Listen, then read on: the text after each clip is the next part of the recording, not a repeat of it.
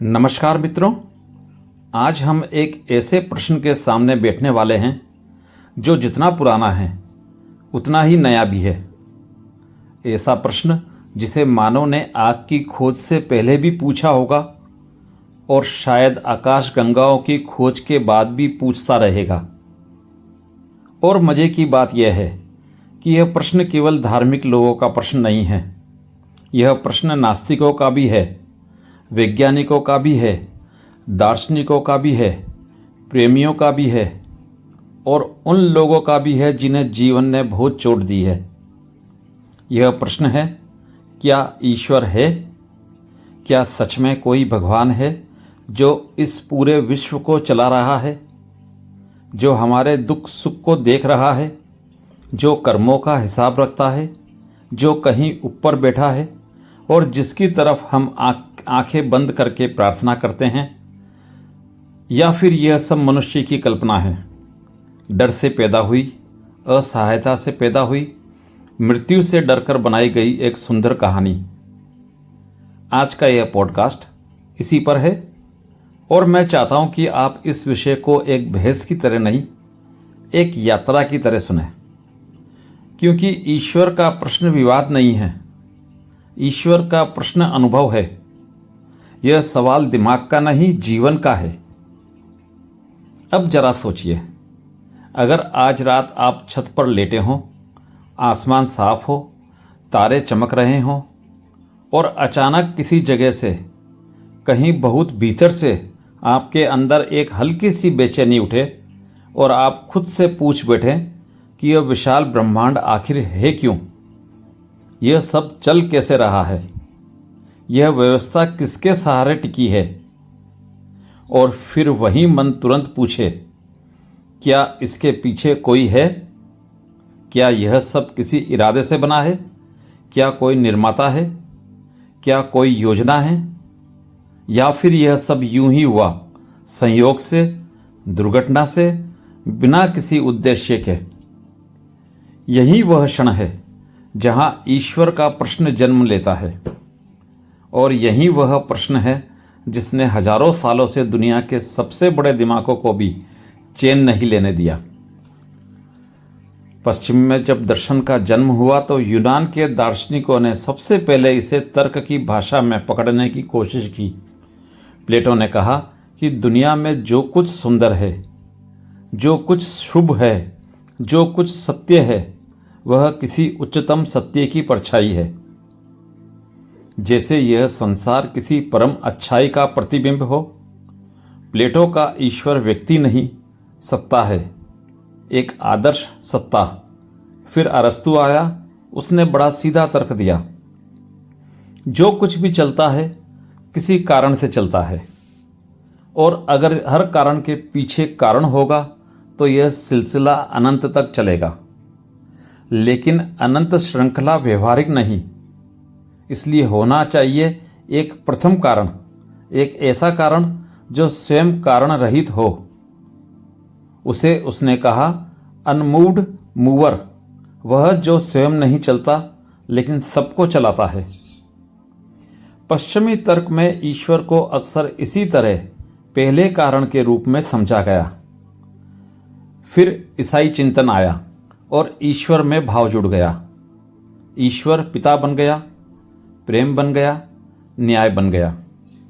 ईश्वर केवल ब्रह्मांड का कारण नहीं रहा, वह नैतिकता का स्रोत भी बन गया। सेंट अगस्टिन, थॉमस एक्विनस, इन लोगों ने ईश्वर को सिद्ध करने के लिए बहुत सारे तर्क दिए। एक्विनस ने तो 5 मुख्य तर्क दिए जिन्हें आज भी बहुत लोग दोहराते हैं।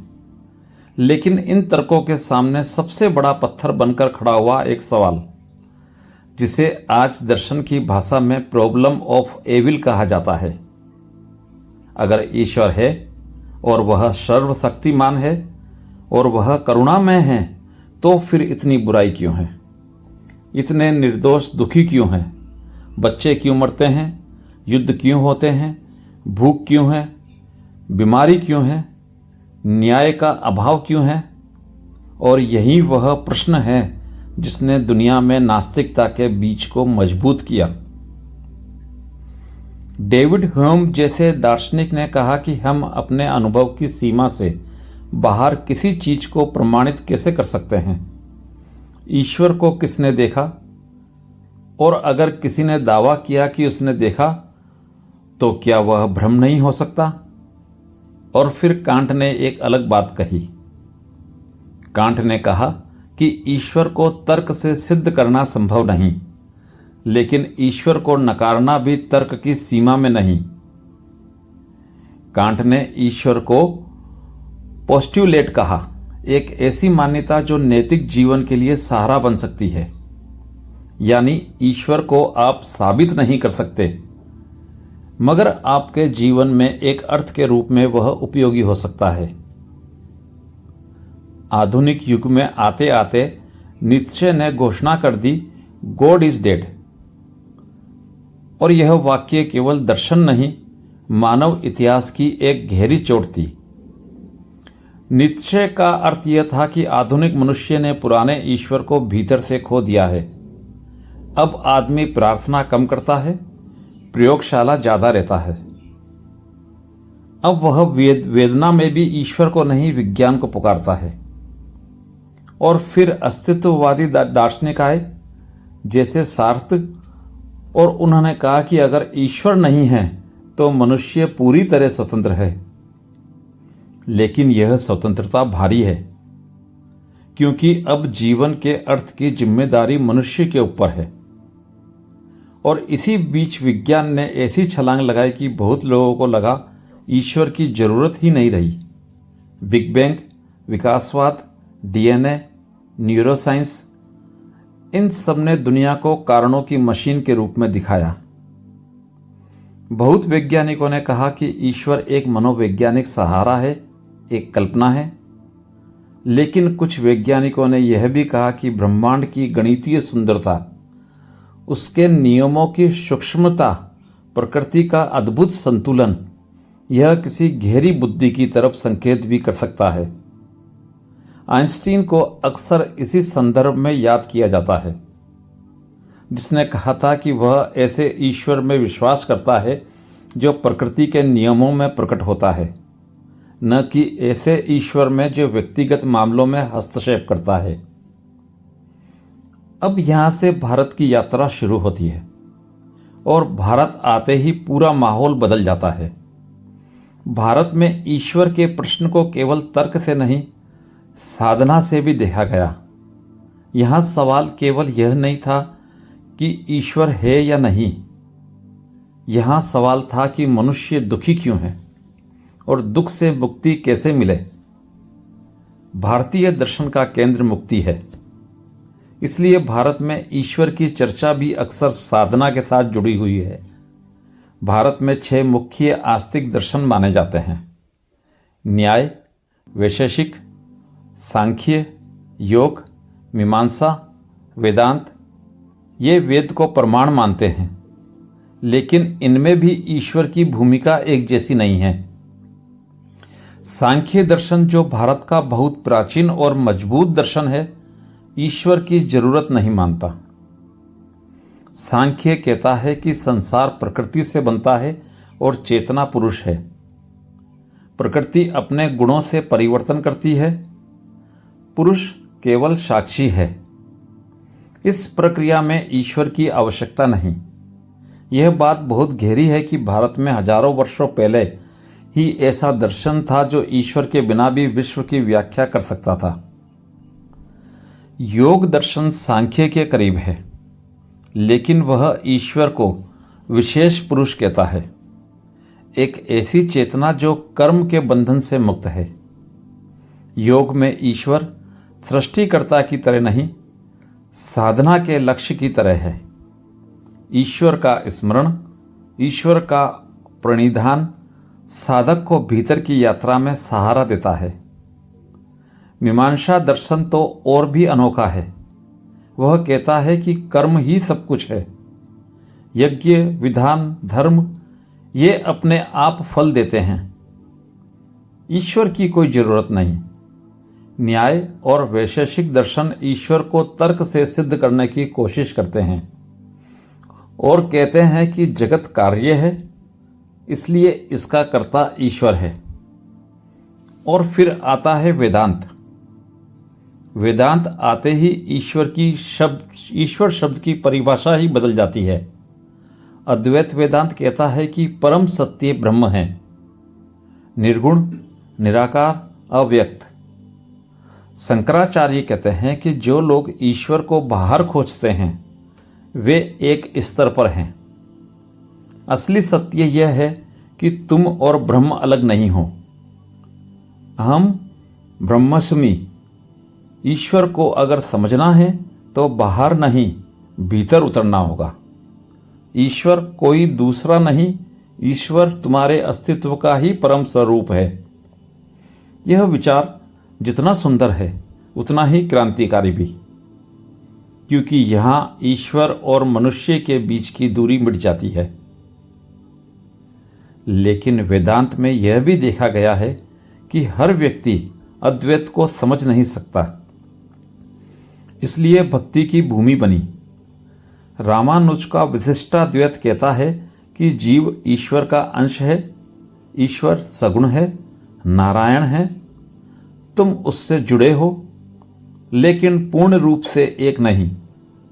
यह प्रेम और ज्ञान का मिश्रण है। मध्वाचार्य का द्वैत कहता है कि ईश्वर और जीव अलग अलग है। ईश्वर परम है, जीव सेवक है। यही भक्ति की तीव्रता है। जब ईश्वर अलग हो तो प्रार्थना पैदा होती है, समर्पण पैदा होता है, प्रेम की लहर पैदा होती है। भारत की एक और क्रांति बुद्ध और महावीर के साथ आई। बुद्ध ने ईश्वर पर चुप्पी रखी। बुद्ध ने कहा कि इस तरह के प्रश्न अव्याकृत हैं जिनका उत्तर मुक्ति में मदद नहीं करता। बुद्ध ने जीवन को 4 आर्य सत्य में बांधा। दुख, दुख का कारण, दुख का निरोध और मार्ग। बुद्ध के लिए ईश्वर का प्रश्न उतना जरूरी नहीं जितना जागृति का प्रश्न। बुद्ध ने कहा कि संसार कारणों से चलता है। महावीर का जैन दर्शन भी सृष्टिकर्ता ईश्वर को नहीं मानता। जैन कहते हैं कि दुनिया अनादि है, कर्म का नियम चलता है, जीव अपने कर्मों से बनता है और तप, संयम, अहिंसा से मुक्त होता है।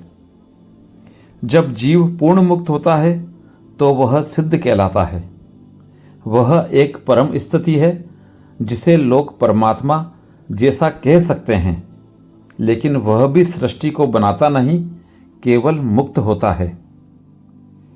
और फिर आता है चारवाक।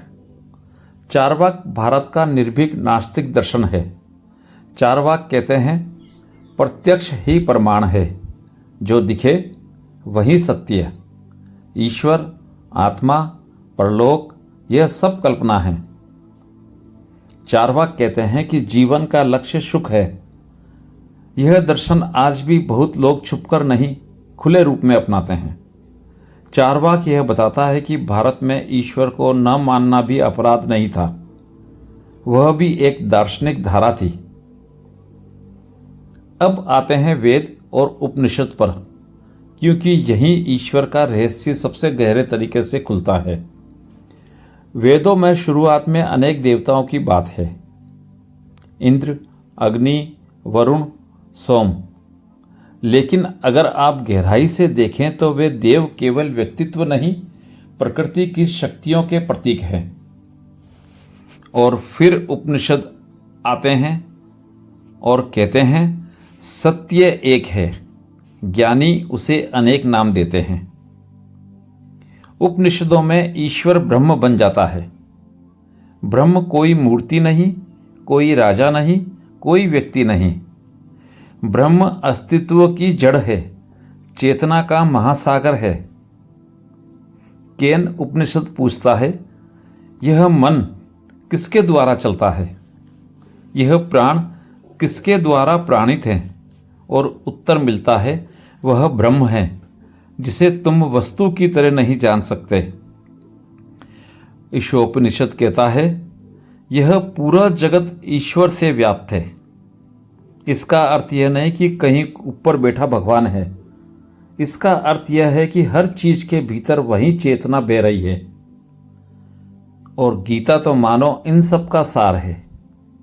गीता में कृष्ण कहते हैं कि मैं सबका स्रोत हूं, सब मुझसे उत्पन्न है, लेकिन साथ ही वह कहते हैं मैं आत्मा हूं, सबके भीतर हूं। गीता ईश्वर को बाहर भी रखती है, अपने भीतर भी। गीता कर्म, ज्ञान, भक्ति तीनों को साथ लेकर चलती है। एक तरफ कृष्ण अर्जुन से कहते हैं कि कर्म करो, निष्काम कर्म। दूसरी तरफ कहते हैं कि मुझे स्मरण करो, भक्ति करो। और तीसरी तरफ कहते हैं कि ज्ञान लो, देखो यह संसार क्षणभंगुर है। इसके बाद संत परंपरा आती है और ईश्वर को प्रेम बना देती है। कबीर कहते हैं ईश्वर मंदिरों में नहीं, भीतर है। नानक कहते हैं एक ओमकार, ईश्वर एक है। सूफी कहते हैं इश्क ही खुदा है। रूमी कहते हैं कि तुम जिसे ईश्वर कहते हो वह तुम्हारे भीतर की पुकार है।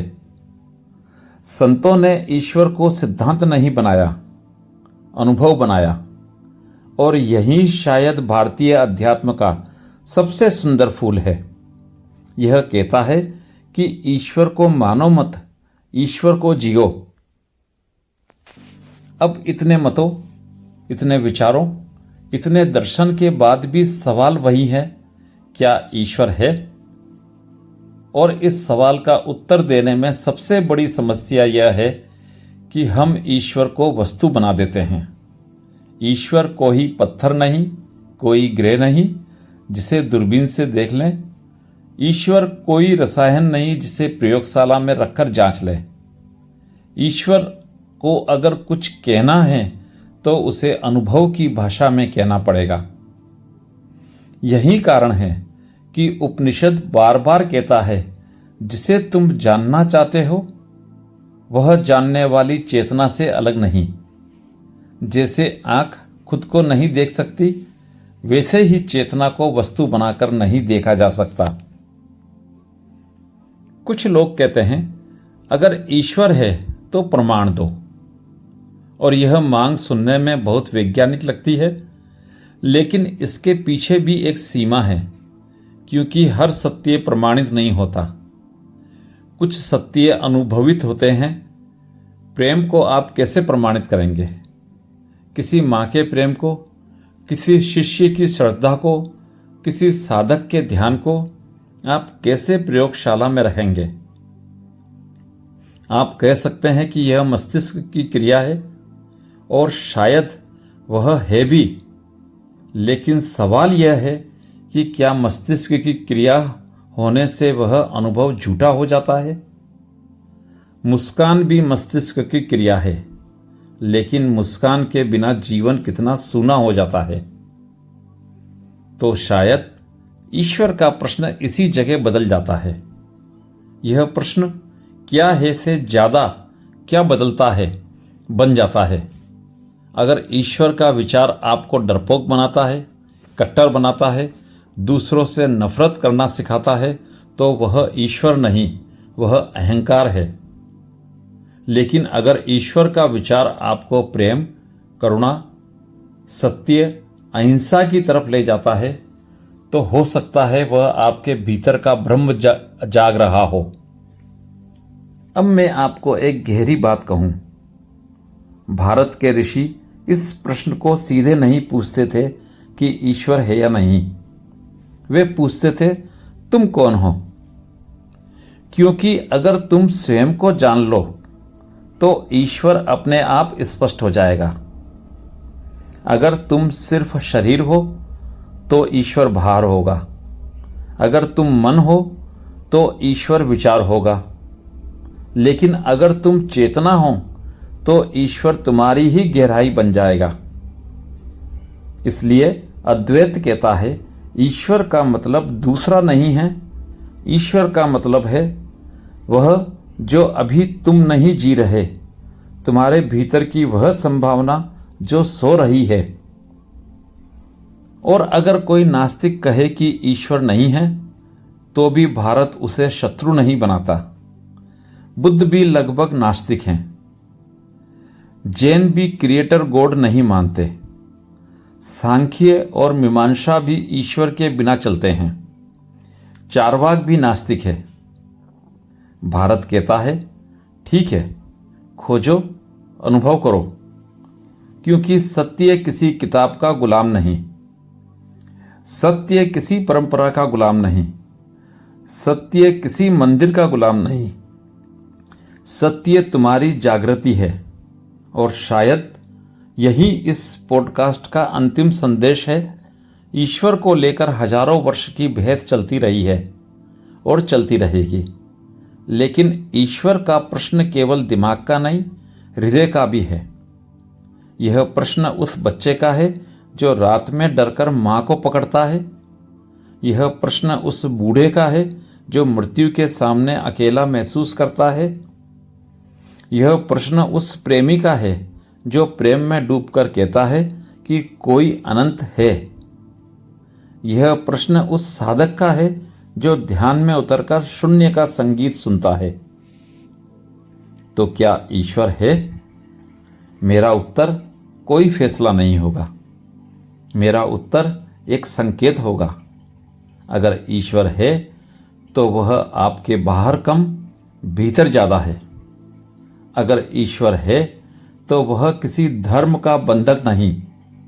अगर ईश्वर है तो वह नफरत नहीं, प्रेम है।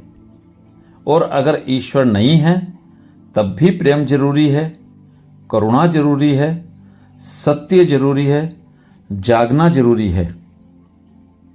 क्योंकि जीवन का सौंदर्य ईश्वर से नहीं, चेतना से है। और चेतना यहाँ अभी आपके भीतर हर श्वास में मौजूद है। और अंत में मैं आपको एक छोटी सी बात देकर छोड़ना चाहता हूं। जब भी कभी आप जीवन में बहुत खाली महसूस करें, जब भी कभी आपको लगे कि दुनिया बहुत बेरहम है, जब भी कभी आपको लगे कि कोई सहारा नहीं, तब आप आंख बंद कीजिए और पूछिए, क्या यह शून्यता ही ईश्वर है? क्या यह मौन ही ईश्वर है? क्या यह भीतर की सजगता ही ईश्वर है? क्योंकि संभव है कि ईश्वर कोई व्यक्ति नहीं, एक स्थिति है। और वह स्थिति तब आती है जब अहंकार गिर जाता है, विचार चुप हो जाते हैं और भीतर एक प्रकाश जगा देता है। उस प्रकाश को कोई ईश्वर कहता है, कोई ब्रह्म कहता है, कोई शून्य कहता है, कोई चेतना कहता है। नाम अलग है, अनुभव एक है। आप ईश्वर के बारे में क्या सोचते हैं? कमेंट करके जरूर बताएं। यह पॉडकास्ट अच्छा लगा हो तो सब्सक्राइब करें, लाइक करें और शेयर करें। धन्यवाद।